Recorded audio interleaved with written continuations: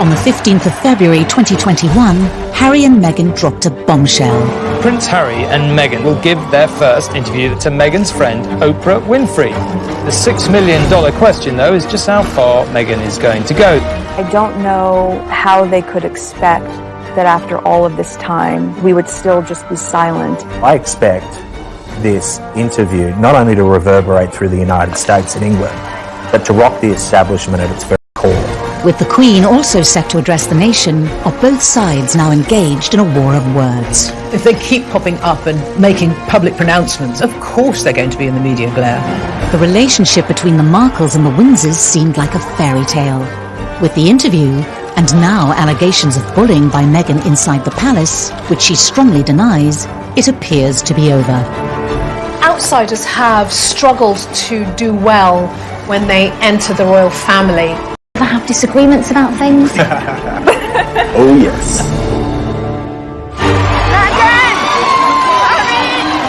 Tonight, the inside story of when Hollywood glamour and ambition took on the establishment. Meghan wanted to have a celebrity boyfriend, and she definitely got that with Prince Harry. Forget the red carpets in Hollywood. This was something else. For me, it's an added member of the family. How did a marriage made in heaven descend into a public slanging match? I think Meghan's Hollywood background would have hit the royal family like a hurricane. Harry felt he was freeing himself, but probably felt like an act of vandalism against the monarchy. Stripped of their titles and patronages, The Sussexes are isolated from what everything the royal family means, and that puts the royal family at peril. exiled from royal life. The Queen's statement's a clean cut. You're out. In other words, you're fired. We miss Harry and Meghan. With just over a day until Harry and Meghan's groundbreaking interview with Oprah, is this the final chapter in their battle with the monarchy? I'm just really relieved and happy to be sitting here talking to you with my wife by my side, because it's been unbelievably tough for the two of us, but at least we had each other. Meghan and Harry, they could have resolved so many issues, but they're stubborn. And is this the moment that Meghan and Harry finally reject royal service in favour of celebrity? There is no relationship between the Markles and the royal family. It had the potential to be so much better than in fact it turned out to be. I did not have any understanding of just what it would be like.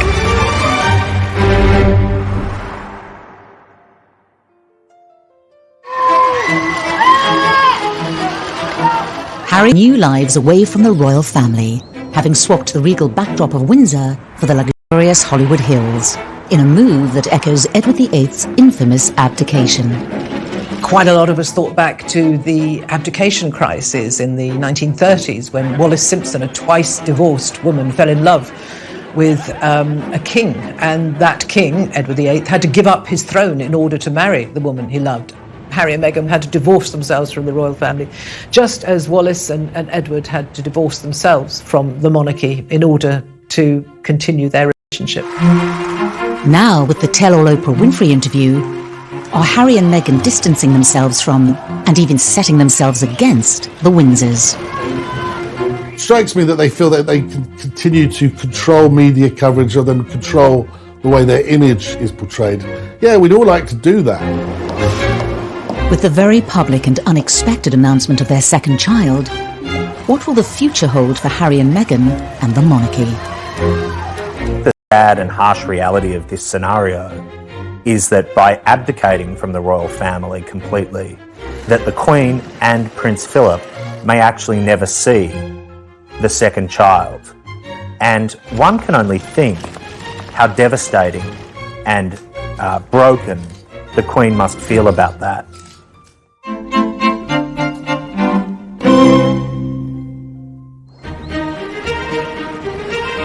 In December 2017, Meghan Markle made history as she became the first royal fiancée to spend Christmas with the Queen.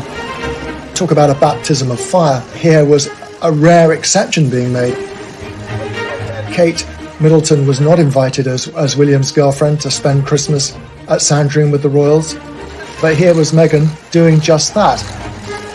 The Queen is very strict when it comes to family, and so to be invited was quite a significant thing. I'm sure Meghan Markle was absolutely terrified. Although she had only met Harry the year before, Meghan was being fast-tracked into royal life. This extraordinary special treatment could have possibly annoyed other members of the family. Perhaps Andrew and Sarah, because Sarah Ferguson had famously been not invited to spend Christmas there when her daughters and ex-husband were there. Maybe a few people might have felt that their noses were put out of joint because they've had to work so hard with the protocol and the rules and the regulations. And here enters Meghan and is straight into Sandringham. I think it would have been a very diplomatic line that she would have had to walk. Despite the huge pressures of a first Christmas with the in-laws, being face-to-face with senior royals was a perfect opportunity to charm the firm. I'm sure it must have been pretty daunting, actually, for Meghan to rock up at Sandringham for Christmas with the Queen. What'd you give the Queen? The royal family had this tradition of not giving each other expensive gifts. In fact, the cheaper the gift, the better it is. Harry once gave his grandmother, a pair of rubber gloves for doing the dishes. I mean, really quite bizarre presents. Meghan would have found that as extraordinary as a certain Diana Spencer did at her first Christmas by buying lavish gifts for her in-laws. She never made that mistake again. Meghan played a blinder on that first Christmas. She got a toy, a singing hamster for the Queen, and apparently she loved it, and so did the corgis. Despite winning over the Queen, Meghan's first royal Christmas wasn't completely free from controversy. After the festivities, a remark from Prince Harry on live radio was said to cause tensions between Meghan and her own family. I think we've got one of the biggest families that I know of, and every family is complex as well. So, no, look, she's done an absolutely amazing job, just getting in there, and it's the family that I suppose she's never had. Harry was guest editing the Today programme on Radio 4 shortly afterwards, and he said they'd had a lot of fun at Christmas. And then he made a rather unfortunate remark. He said, I suppose it's the family she never had, meaning Meghan. Well, that went down like a lead balloon with the Markle family, obviously, and it's a remark they've never forgotten. The family Meghan was joining was a far cry from the world in which she grew up.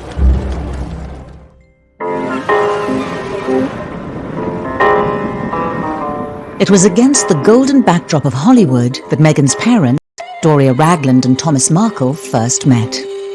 Thomas went into the entertainment industry and became a lighting director.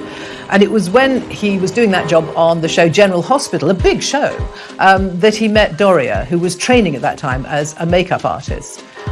She was 12 years younger than him, but they fell in love and got married, and Meghan came along a couple of years later.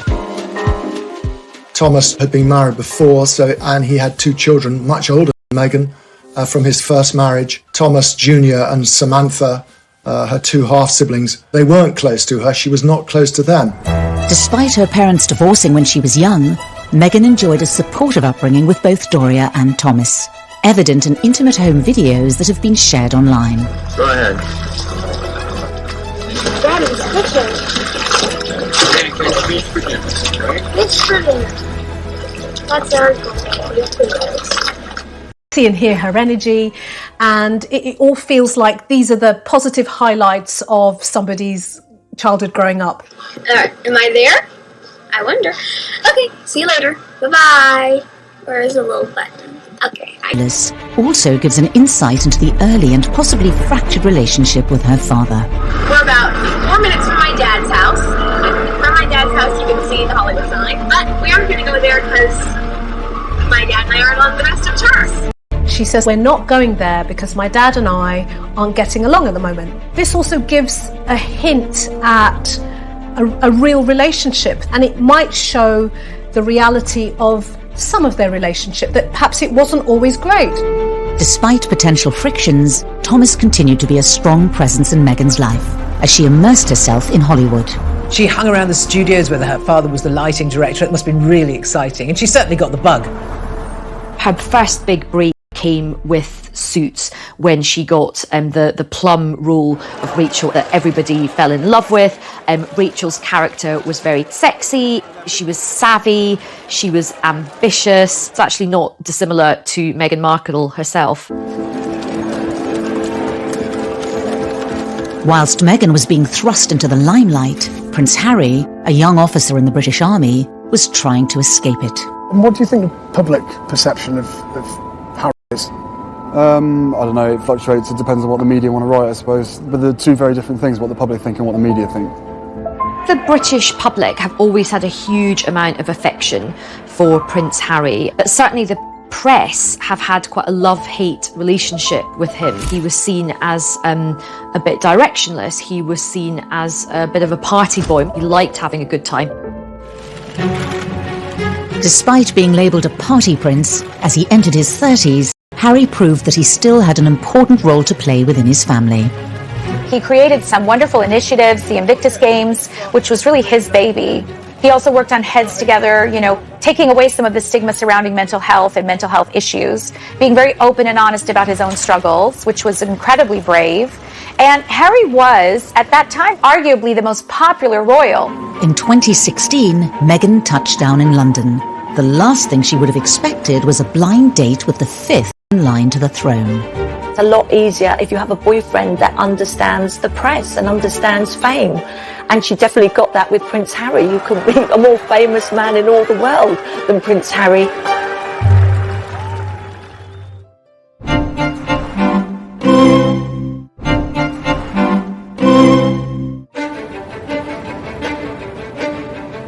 Buckingham Palace proudly announce the engagement of Prince Harry and Meghan Markle. God save the Queen!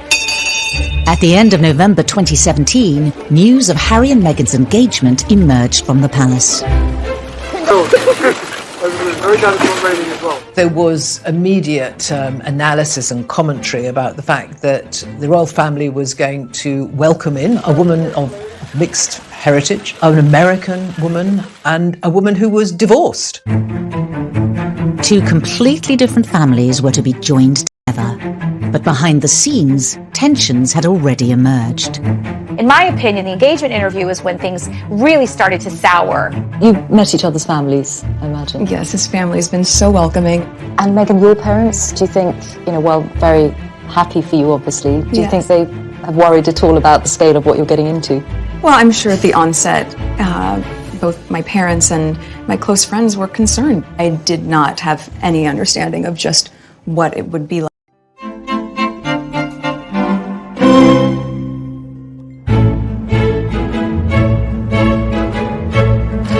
The year before their engagement announcement, Meghan had landed in the UK to promote her latest season of Suits. Lizzie Cundy spent time with Meghan as she settled into London life. Meghan and Harry were set up on a blind date by a mutual friend. They immediately clicked. Harry actually said it was like love at first sight. She was so open, and he thought she was so sweet. And they just got on like a house on fire. Oh, yay! Thank you for watching. Hi there. Hi, Meghan. I'm Gerard. Hi, Gerard. Very few people knew the couple were dating, but Meghan let her mother Doria in on the secret. Any young man wants to make a very good impression, and I don't think Harry was any different. So when they met in LA in a rather luxurious mansion, he was a bag of nerves, apparently. She rather less so. She said that the meeting was a little bit surreal. I suppose it would be. Hey, Mum, here's a prince. But it went very well, and Harry has become extremely fond of Doria. She's been a close part of their lives pretty much ever since. But Harry and Meghan didn't meet with her father, Thomas. This is one of the great what-ifs of the whole saga. Why didn't Harry go to Mexico to meet him? Why didn't Meghan take him? Why didn't Harry insist? Before it all blew up. I mean, the whole thing was so avoidable, and I think Harry does have to take some responsibility for that. Thomas was simply not part of these early meetings. She seemed, as she got closer and closer to Harry and a royal life, to be less and less inclined to rekindle her relationship with the Markle side of her family. For a few months, Harry and Meghan were able to keep their relationship from the outside world. But eventually, their secret got out. There weren't many that knew, only a very few friends. Then suddenly it got leaked to the press that Harry had a new girlfriend. If you haven't read any of that coverage, she's Meghan Markle. About it. And Harry knew more than anyone things were going to change. Whilst Harry was used to intense media pressure, nothing could prepare Meghan and her family for the attention that followed. After the relationship became public, there was a huge amount of interest in Meghan. Some of it was extremely negative. There were things like that I think put a really bad taste in Harry and Meghan's mouth in terms of the underlying and even blatant racism. With the glare of the world's media now upon both the Markles and the monarchy, questions were quickly asked as to how the relationship had reached the press. When in a relationship or dating with a member of the royal family from the palace, it's not an easy thing to keep secret. Prince Harry's got his close protection and they're very discreet, but at the same time there's other people who quite enjoy, can I say, a gossip. In the case of the leak about Meghan and Harry's relationship, which Harry was said to be incandescent and furious about, was rumored to have come from someone in Prince Andrew's camp. I have no idea if that's the case, but what I can say is that there are so many leaks in the family. There were rumors about Harry's new girl, and he was madly in love, and those got out, and I don't think Harry was quite prepared for all of that when it happened.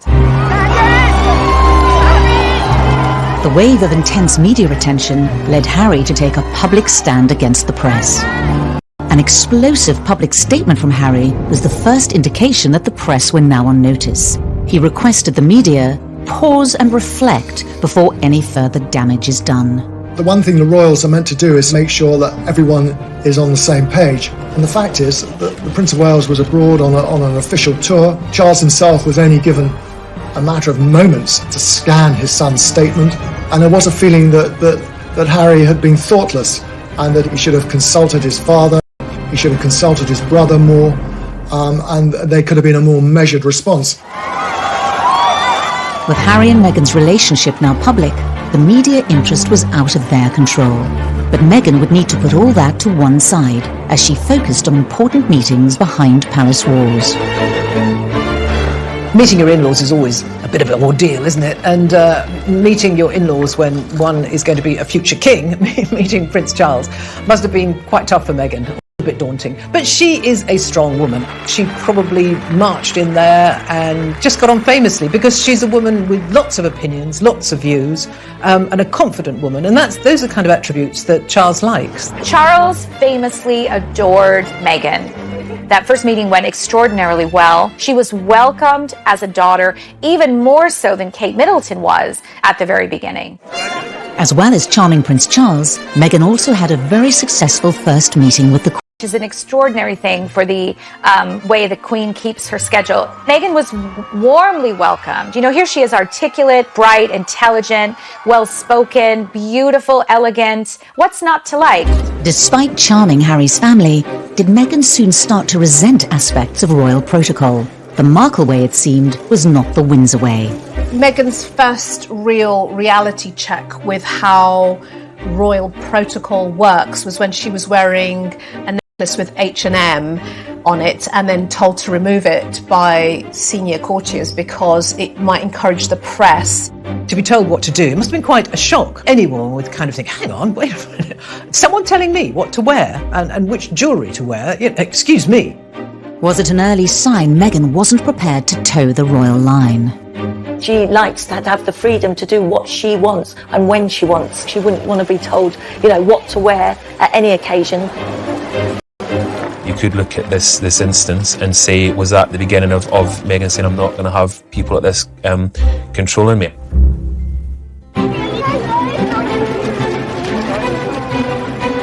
Despite a whirlwind introduction to royal life, Meghan stood firm. And as the final preparations for the royal wedding were put in place, Meghan's mother Doria was introduced to the establishment's key players. She was given VIP treatment. I suppose perhaps it was her first taste of being associated with royalty, being whisked through security at Heathrow Airport. She was taken first to Clarence House to meet Charles and Camilla, and I think that went very well indeed. Meeting all the royals, Kate, William, Charles, must have felt like royal speed dating. I've got to get to know everybody, I've got to form these connections really quickly. Even the rather wonderfully confident Doria found, fairly awesome actually meeting the Queen. Harry, again, had prepared his mother-in-law-to-be by saying, she's my gran, try and think of her that way. Though I don't think many people think about the Queen that way. While Doria was winning over the Windsors, another member of the Markle family was conspicuous in their absence. It had been planned that Thomas Markle would have flown over and that he was going to walk Meghan down the aisle as father of the bride. However, it came to light that Thomas Markle had worked with a paparazzi photographer to stage photographs of him ahead of the wedding. He was living in Mexico, surrounded by paparazzi. He tried to set up this deal with a photographer in the belief that they would then go away. Well, I'm afraid that just shows his naivety. A family that he'd let down his beloved daughter, who he used to call Princess. What we've since learned, according to members of the family, is that there was zero support from Buckingham Palace or Harry and Meghan in order to support Thomas. The stress of dealing with the press and the build-up to the big day took its toll on Thomas. Just days before the wedding, he had a heart attack and had to go to hospital. He had to have stents put in. By the time he emerged, he said that he was not able to fly because of these procedures, and he pulled out of the wedding. And this was a huge drama on the eve of a wedding. I mean, it's stressful enough marrying into the royal family, but to do it with all this scrutiny and this media frenzy and this scandal around your family, you know, the stress must have been unbearable.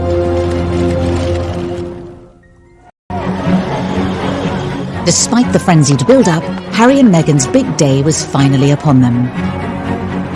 But with her father unable to give her away, Meghan was left with a huge dilemma.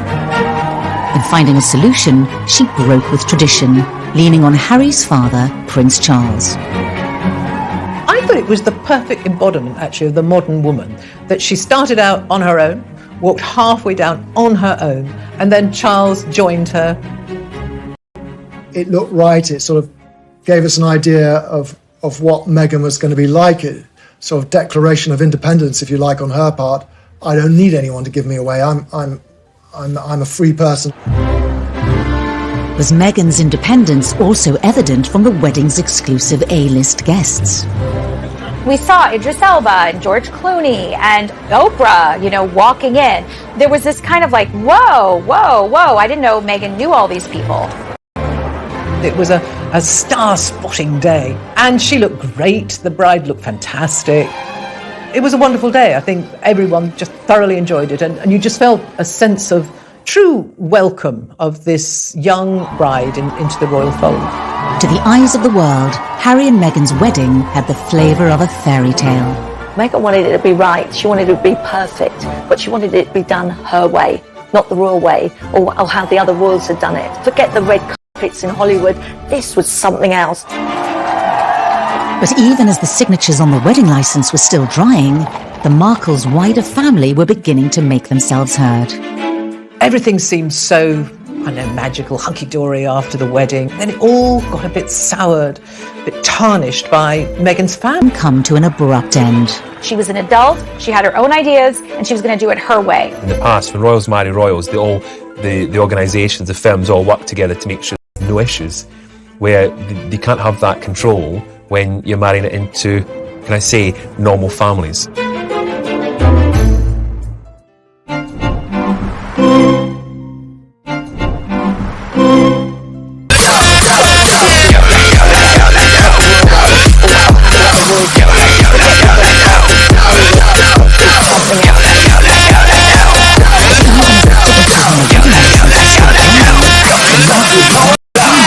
Ta là một gia đình là phải nhiệt tình để mà uống hết mình ta cùng nhau sắp sinh khi bất khả ép bất khả tư lương được cũng ép sắp thép cũng phải như nếu hôm nay đã đông vui như thế thì không phải là không về.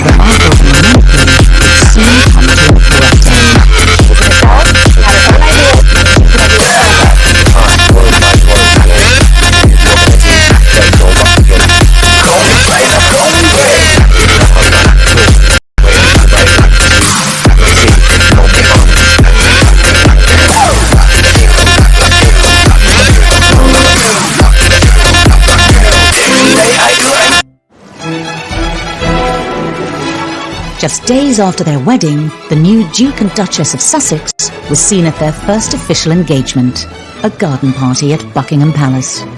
This one actually was a little bit special because the theme was Prince Charles's 70th birthday.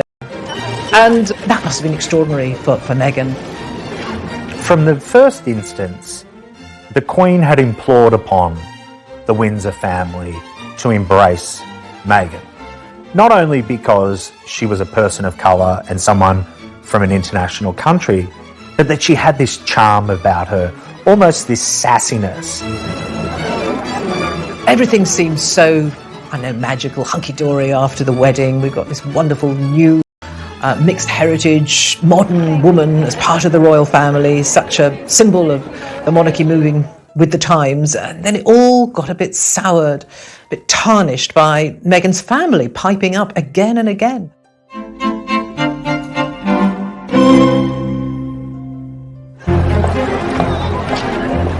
So good to have a role model or someone to look up to, but oftentimes when it's someone who looks like you or comes from where you come from, it's easier to connect and see it in a different way.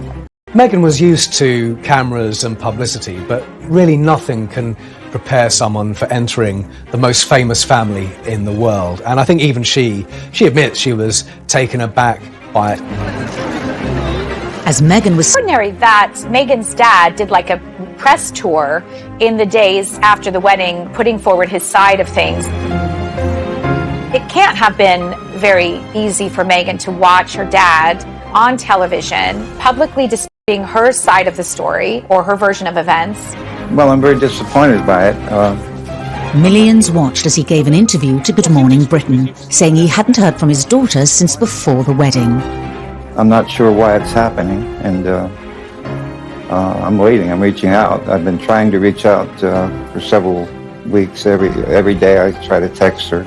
It demonstrated that here was a man who was going to, shoot from the lip, if you like, and he wasn't afraid to say what he wanted. I love you very much. You're my daughter, and I'd really like to hear from you. Whatever differences or problems we had, that we should be able to work them out. We're family.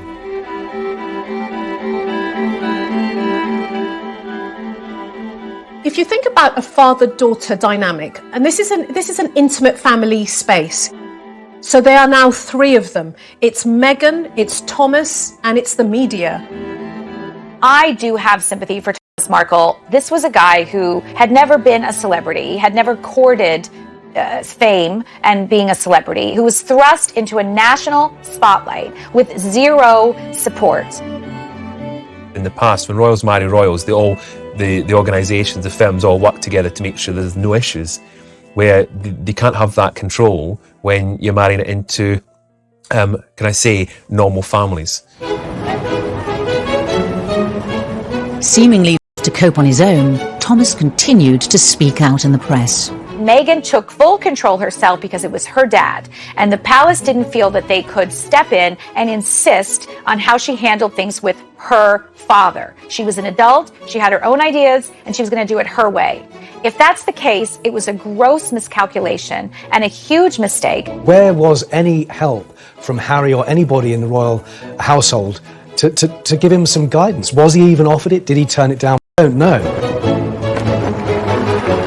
As her deteriorating relationship with her father continued to play out in the press, Meghan became centre stage in the royal family.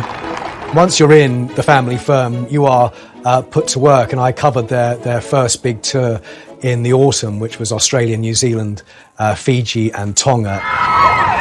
It was relentless, but they were the most famous couple in the world, and the world wanted to see them. I think for Meghan, it might have been a bit of a shock because these tours are quite full on.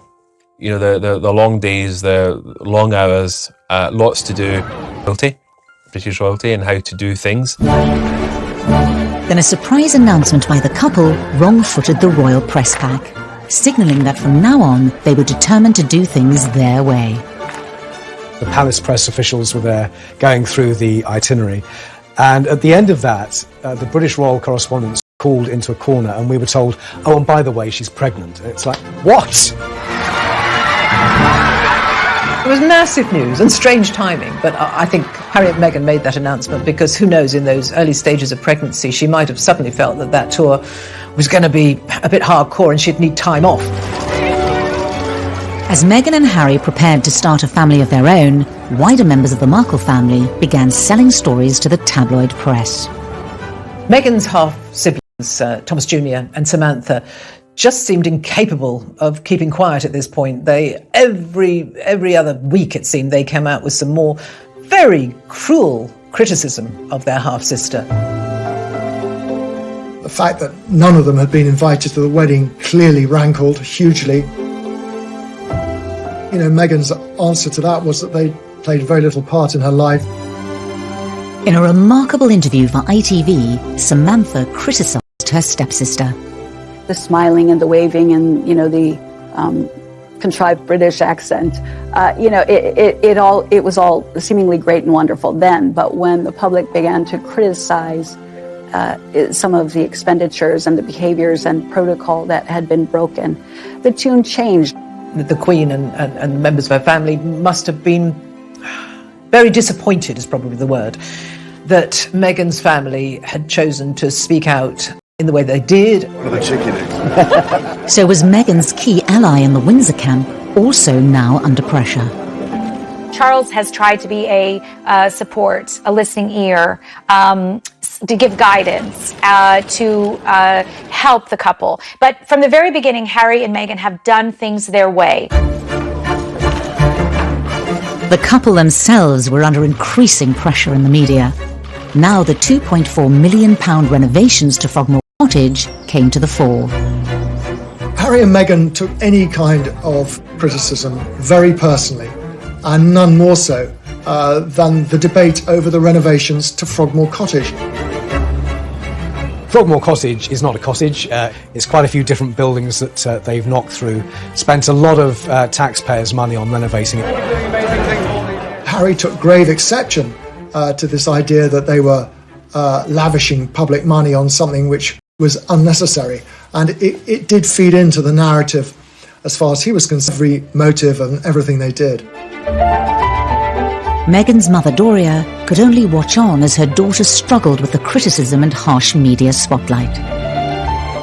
There's no doubt in my mind from what we can see that Meghan has a really close relationship with her mother. Somebody who would always, you know, have her back, speak truth to her, and, you know, help her make the kind of choices that she needs to make. It must be difficult for any mother to see her daughter being splashed over the papers for things that she might not want to be in the papers, but ultimately you can't control the press. It's a beast of its own. But on the 6th of May 2019, Meghan and Harry were able to share some happy news. Meghan gave birth to a baby boy, Archie Harrison Mountbatten Windsor, and secured the couple's direct line to the throne. And baby are doing incredibly well. It's been the most amazing experience I could ever possibly imagine. Archie would be part of the bloodlines of a storied family with hundreds of years of history behind it. Harry and Meghan released a touching family photograph to mark Archie's monumental first meeting with the monarch. There is Doria, a black woman. There is Meghan, a biracial woman. In that picture, there's so much hope, and it does not look like the stuffy royal family that we all know. The birth of Archie was quite a moment for the Markle family, certainly. But for Doria, that must really have resonated with her. She was over here, so she was very much part of this new little family. After the birth, Meghan decided to keep her mother close by. Doria stayed on with Meghan and Harry at Frogmore Cottage, and the royals began to visit the new arrival. William and Kate went on their own without their children to visit the baby. People saw that as a snub. I don't think that was fair enough. They didn't want 3 children running around the place. He would have turned up, given his brother a hug, and they would have congratulated them. Charles took 10 days before he visited Archie. Camilla could have been in tow. He perhaps thought he was being respectful. But when her mother returned to Los Angeles, did Meghan feel alone? Doria was very supportive, but of course she had to go home. So I think Doria's absence would have hit Meghan very hard. In public, the Sussexes appeared to be content with royal life, but behind the scenes, cracks were beginning to appear. I think she did feel very misunderstood and she felt trapped. And so she decided to do something about it. And I think that she and Harry kind of fed the monarchy. They wanted an exit strategy from the royal family.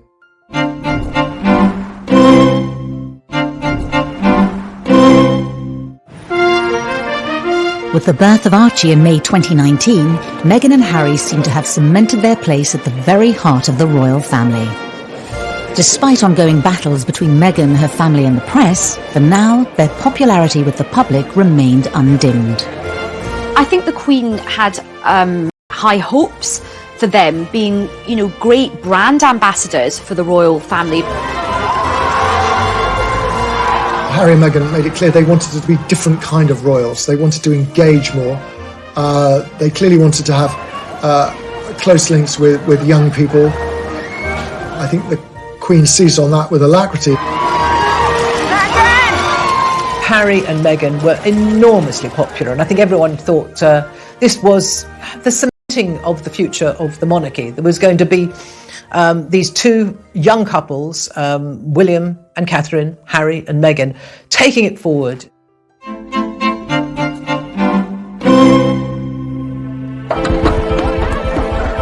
In September 2019, the new family embarked on a tour of Southern Africa. On the surface, they seemed happier than ever. You have given us so much inspiration, so much hope, and above all, you have given us joy. Thank you. But in reality, they felt under pressure. In a revealing interview for an ITV documentary, Meghan dropped a bombshell. Yeah, well, I guess, and also thank you for asking, because not many people have asked if I'm okay. But it's a very real thing to be going through behind the scenes. Remember, at this point, she's had an absolute beating from the press on a sort of daily basis. She had this horrible fallout with her father. She's also a new mother as well, and you can just see the sort of weight on her shoulders. Her mother would have been heartbroken that her daughter was experiencing all of this.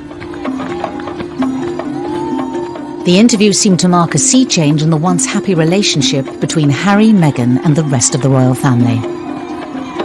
Meghan seemed intent on sort of ripping up the royal guidebook, if you like, and doing things her own way. Over time, that turned into a stance against what's perceived to be royal norms, not speaking out, not seeking publicity, not challenging the press. And as much as the Queen tried her hardest to ingratiate. One of the rules of being a member of the royal family is you never complain about anything. So I think that they would have been furious. And the sad thing is, I think, she was just being honest about how she felt, but that interview probably made things about 100 times worse in terms of already frosty relations. For William, Charles, the Queen, duty and public service and loyalty to the institution always comes first. Being selfless is the creed by which the Queen, Charles and William live by. Harry then opened up on the relationship with his brother William. He revealed his true feelings to journalist Tom Bradby. Inevitably, stuff happens, but look, we're brothers. We'll always be brothers. We're certainly on different paths at the moment, but I will always be there for him, and as I know, he'll always be there for me. Harry's revelation further fueled the rumours there had been a breakdown in relations between the two couples. Was it now Harry and Meghan versus the monarchy? I think it stemmed from William giving what he believed to be good brotherly advice to Harry. Make sure about your feelings about this girl. And from what we gather, it was those words, this girl particularly, that riled Harry. We, the media, went a bit to town on that fab but that wasn't to be. It's really sad because when I was working for them, Prince William and Prince Harry, they were close. For the Queen and Prince Charles, this fallout would have been disappointing. Harry and Meghan were now fighting battles on multiple fronts. As the negative headlines continued to engulf them, they became increasingly frustrated with palace protocol. I think someone like Meghan, who's always been very outspoken, would have struggled very much with not being able to comment and put out her version of events. This is not what happens in Hollywood. Meghan couldn't do that as a member of the royal family, and that would have been maddening for her. Hello.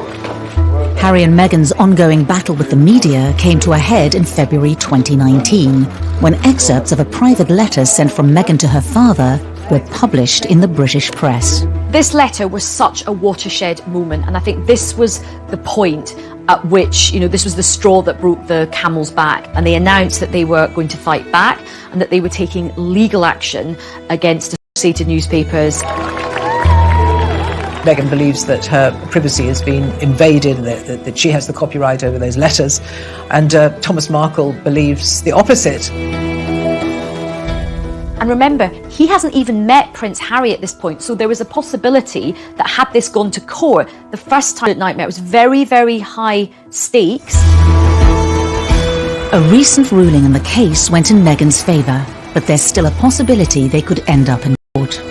There is one residual issue over copyright, and I think that certainly the Mail on Sunday and associated newspapers will be pushing hard to try and get that to court. In the wake of their legal action against a section of the British press, Harry and Meghan announced they were taking a 6-week break from royal duties and heading to Canada to spend Christmas with Doria. What you do sometimes psychologically for yourself is remove yourself from a situation that you find difficult and painful and put yourself in a space that you feel might be more nurturing and safe and secure. Christmas is a very, very important part in the Queen's calendar. She likes to draw her family around it. She and Prince Philip were getting older. They knew that there wouldn't be too many more Christmases, and they must have been disappointed. Christmas at Sandringham is quite a formal affair, so it must have been great for Harry and Meghan to have the informality of a Christmas in Canada. Doria could not be further away from the stuffiness of the senior members of the royal family. Although the festivities may have been relaxed, were decisions about the growing divide between Harry, Meghan and the monarchy being considered in Canada.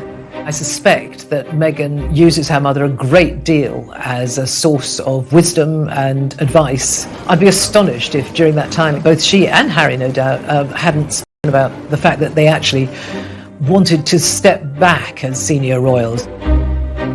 They wanted an exit strategy from the royal family. Doria and Meghan are extremely close. She missed her mum, and she wanted Doria to be very much part of the family unit.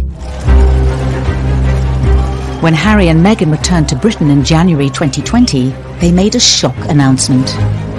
In a statement released in the last few minutes, they say they intend to step back as senior members of the royal family and work to become financially independent.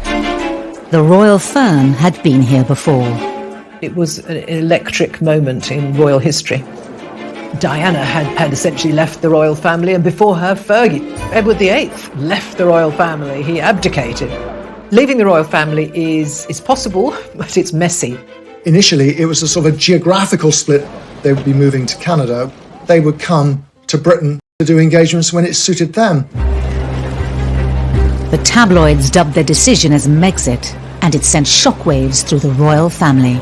I actually spoke to some colleagues from the royal household, and we were all in absolute disbelief that this is himself, but for his father and brother and grandmother, it probably felt like an act of vandalism against the monarchy. They would have been both furious, but equally heartbroken as well. Away from the royal family, Meghan's supportive mother Doria treated the announcement with the utmost discretion. I think Doria has acted in the most regal way in all of this, because the royal way is to don't complain and don't explain. And that's exactly what Doria did. However, the wider members of the Markle family again talked to the press. Thomas Markle saying, oh, she dumped her own family, now she's going to dump the royal family. They suggested that this was always Meghan's intention from the off. And Samantha is an arch critic of everything she does. She thinks her sister's a phony. She thinks she's insincere. In the Windsor household, the Queen called an emergency meeting at Sandringham. Prince William was centre stage. It was an extraordinarily awkward family meeting, and there were reports that William was actually less inclined to negotiate. Sure, it must have been quite tricky. It's the first time the two brothers had been together in the same room for quite some time. The Queen, and certainly Prince William's view, was that the royal family doesn't work like that. As an institution, you've got to be around for the whole gig. You can't just pick and choose. The Queen issued a statement that outlined a transition period to allow Harry and Meghan to step back from their roles as senior members of the royal family. The Queen's statement was obviously very much from her heart, but at the same time, it was very clean cut. You know, this is how it is. You're out. It's as simple as that. Preparations for their new life could begin. But what would become of the broken union between Harry, Meghan and the monarchy? Meghan and Harry seem to live by the beach, you know, do yoga. It's a very different life to the Windsors, and I don't think Harry will ever be able to go back to that life. And how would life stateside affect the dynamic between the two families?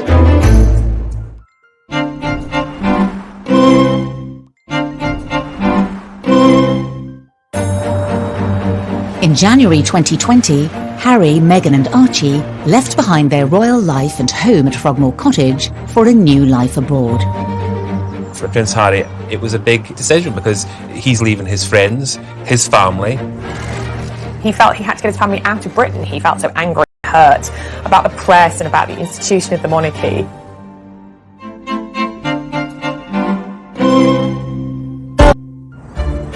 Barbara in California, a familiar glitzy surrounding for Meghan. Meghan and Harry live in Montecito, which is a very posh, fancy enclave. I happened to live there for 4 years. It's very private. We know that Oprah is a neighbor, Katy Perry and Orlando Bloom. They all live nearby. Montecito residents are very protective of their own. They won't talk about Harry and Meghan much to the press, and I should know because I've tried. She wanted to be around the place she knew. Meghan didn't know hardly anyone here in the UK, and it can be a very lonely place in the palace. She didn't want that life. She wanted to be free. So I do feel Meghan had that influence over Harry to say, look, I'm not happy with this, and I'm going to the States. That's what Meghan wanted, and that's what Meghan got. They reportedly bought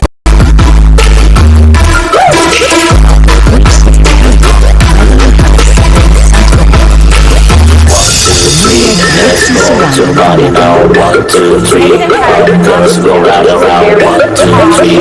DJ, let's get some now. 1, 2, 3. Hey friends, let your sound. Drink it up. We can say never give up. Drink it up. Drink it up. You drink it up. We drink it up. Shake your sucking brains up. Shake your sucking brains up. Shake your sucking brains up.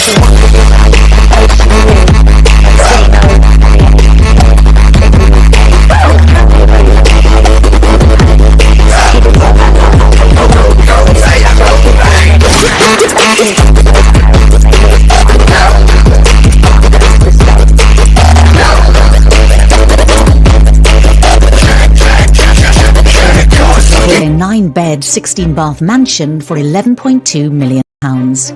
They've seamlessly slipped into the Californian lifestyle, a million miles away from the Windsors' world. Their friends are not going to be members of the aristocracy with wonderful estates in Scotland to shoot grouse on, but Hollywood and a celebrity culture. Oprah Winfrey's a friend of Meghan and Meghan's mother. They're friends with the Clooneys.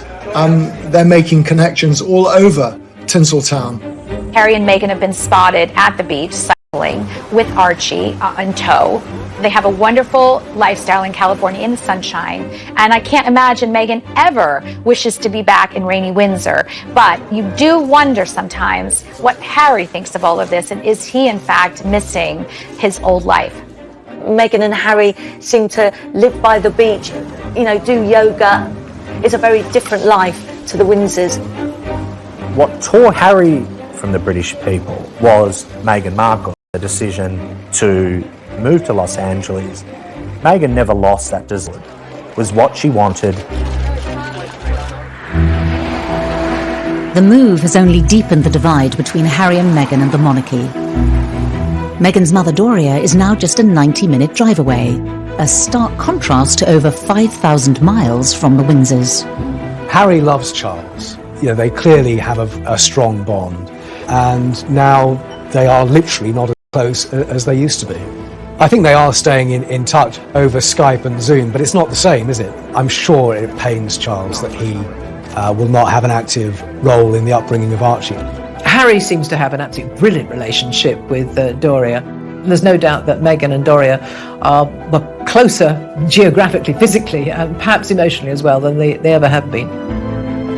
Doria apparently enjoys feeding wee Archie organic food, and she's also a trained yoga instructor as well. So I have these visions of them doing baby yoga together. So I think he's definitely a very cool, hippie Californian baby. But could Harry and Meghan's plan to build their brand and become financially independent from the Windsors push the families even further apart?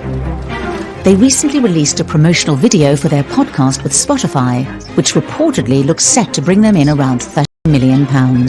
We created virtual audio to make sure that we can elevate voices that maybe aren't being heard and hear people's stories. And the biggest part of this is trying to create this community of where you can share.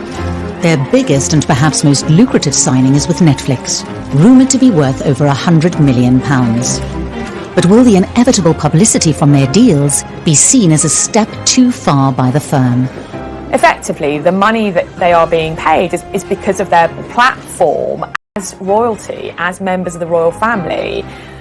And that's quite tricky.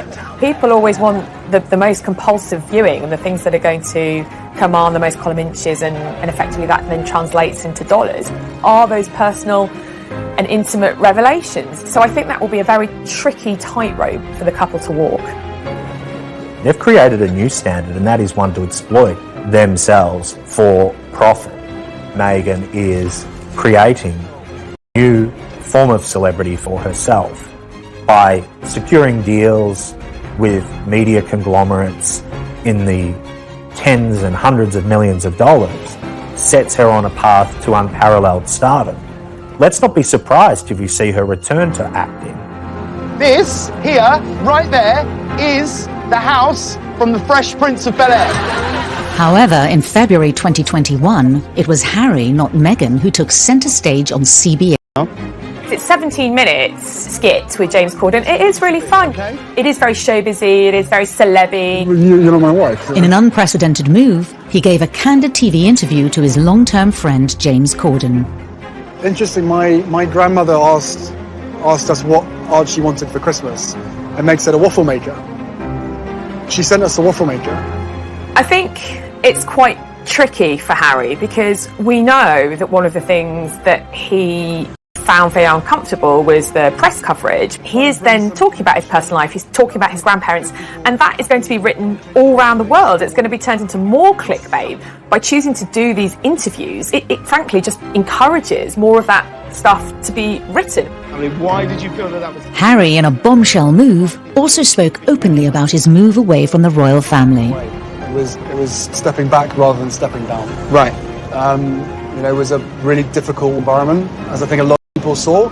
We all know what the British press can be like, and it was destroying my mental health. The actions of Harry and Meghan in the United States goes against the very grain of the royal rule book. But the very core of this brand building exercise is not Harry, it's Meghan.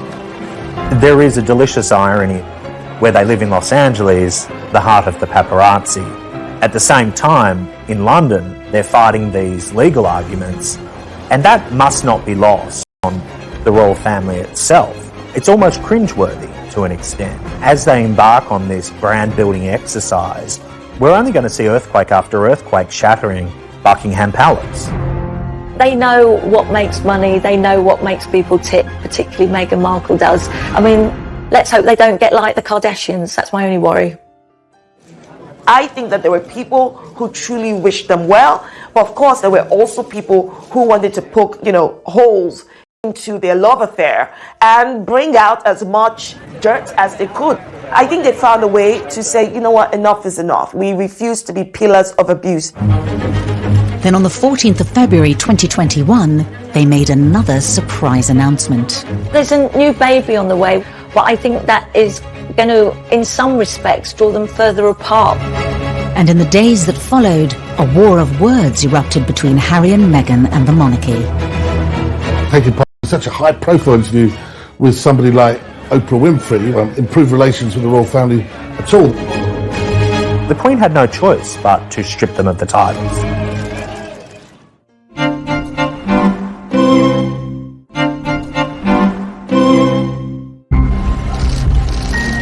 On Valentine's Day 2021, Meghan and Harry announced their second pregnancy to the world. New baby on the way, which is amazing news. But I think that is going to, in some respects, draw them further apart. They're going to spend most of their time in the US and they want to make their life there. The chances of the newborn reaching England in the foreseeable future is next to zero. And one must sympathise with the Queen. That's disheartening and heartbreaking. Increasingly, one wonders how much influence the royal family will even have. The royals are going to become distant relatives, I suspect.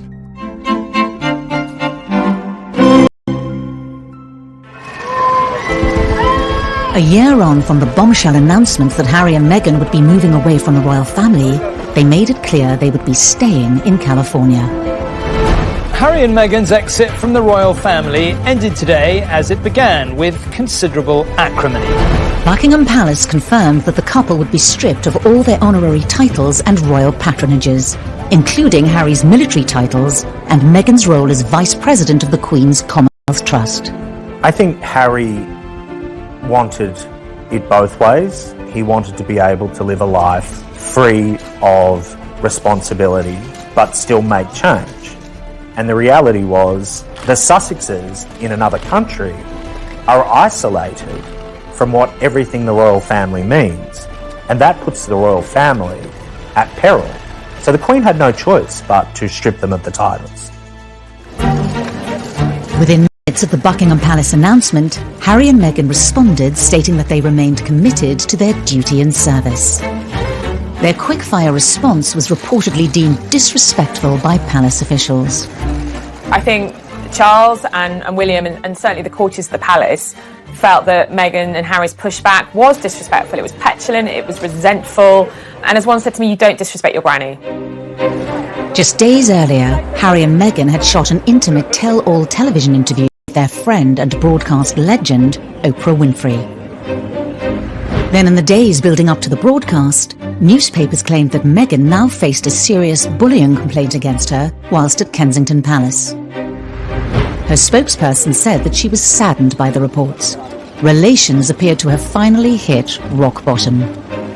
The $6 million question, though, is just how far Meghan is going to go. The full truth, as she sees it, would be highly explosive, but it would certainly burn all bridges with the institution she has left behind. Whilst the news reportedly came as a surprise to the royal family, excerpts from the groundbreaking interview were later teased in the media. I'm just really relieved and happy to be sitting here talking to you with my wife by my side, because it's been unbelievably tough for the two of us, but at least we had each other. She's open, she's honest, and she doesn't care about that impact.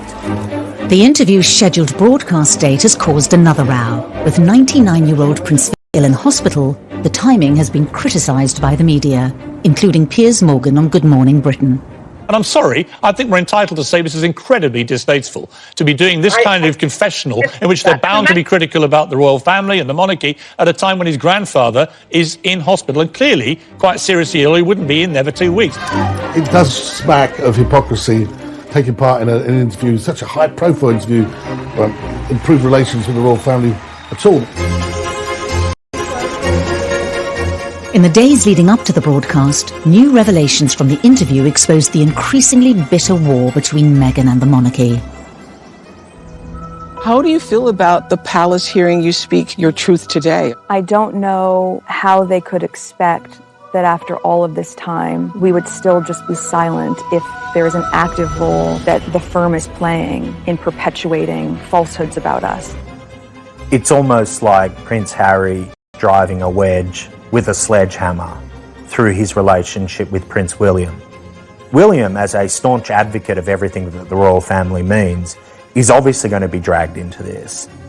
I expect this interview not only to reverberate through the United States and England, but to rock the establishment at its very core.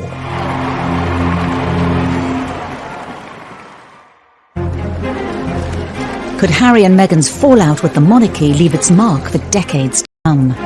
It's like a war. I don't believe Harry would be outside the royal family except for marrying Meghan Markle. They've lost a critical component of what the royal family represented. The British people had an affinity with Harry.